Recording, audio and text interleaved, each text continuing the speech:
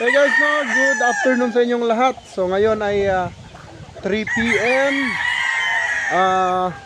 April 26, 2025. For today's video, big shout out nga pala sa dalawa nating client from Davao City and Zamboanga City. So big shout out kay Boss Raul Ryan Yap, ayan, ng Zamboanga City. Kumuha po siya sa atin ng isang broodstag na Larry Romero Raptor Shooter.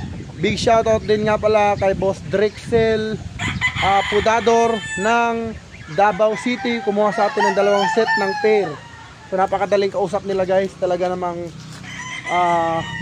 hanap usap deal talaga yung ginawa, no? Pagkatawag, usap, deal.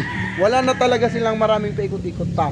Kaya ito, papasilip ko sa inyo yung mga manok nila. So yung mga broodstag lang ipapasilip natin kasi yung mga babae ay nasa ranging, huhulihin pa at sobrang init, grabe guys. Oh. So meron din tayo ditong available guys na mga naka-preconditioning, okay? So ang gagawin nyo na lang ay i-exam nyo na lang. At syempre kung gusto mo talaga nalabanan yung mga kalaban mo sa sabungan na lagi kang tinatalo, ito na chance nyo, 21 days of conditioning ng GPP. So anytime pwede na pong laban sa exam guys. So ano pa hinihintay mo? PM na.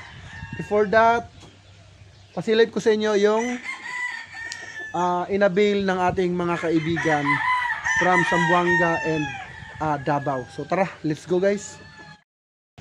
So guys, ito yung inabail ni Boss Raul Ryan Yap ng Zamboanga City. So sabi niya, boss, ipili mo ako yung Raptor Banderado, payo ang palong. So ayan na po guys, ang edad po niyan ay 7 months old. Pero kita nyo naman kung gaano ka mature itong manok na ito. Mid to high station siya, mabalikat, napaka-poging manok. Class A na class A yan mga boss. Walang pintas po ito. Siyempre ang galawan nito, galawang panalo, no? Dahil ang Raptor natin ay matalinong manok po at hindi po basta-basta pumapasok ng alanganin. Ayan. So ayan, Boss Raul Ryan Yap. Ayan na po yung broodstag mo. Pakita naman natin kay Boss Drexel ng Davao. So, grabe, napakainit. So, dini tayo. Ayan, dami nating mga pang materyales, no? So, dini tayo, dini. So, ayan na po. Nasa ilalim ng... Ayan po, kita nyo naman. Yan po ay Boston Millionaire. Ayan, ganda ng sukat. Grabe, kamukha ito nung hawak ni LDT sa interview niya na Boston. So, nag-iisa lang po ito mga idol, no? Yan po ang kanyang Boston Millionaire. Pasilip ko naman yung used broodcock na ipapadala ko sa kanya.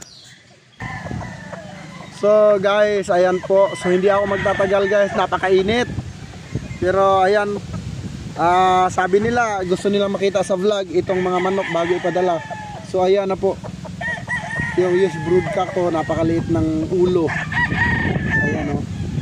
Ang liit ng palong, napakanipis ng paa.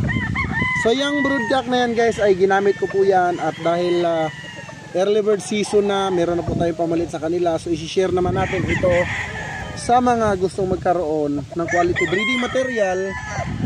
So ayan na po, bound to Davao City. So yun lang guys, no? Maraming salamat. God bless you all mga boss. Mabuhay ang bayang sabungero.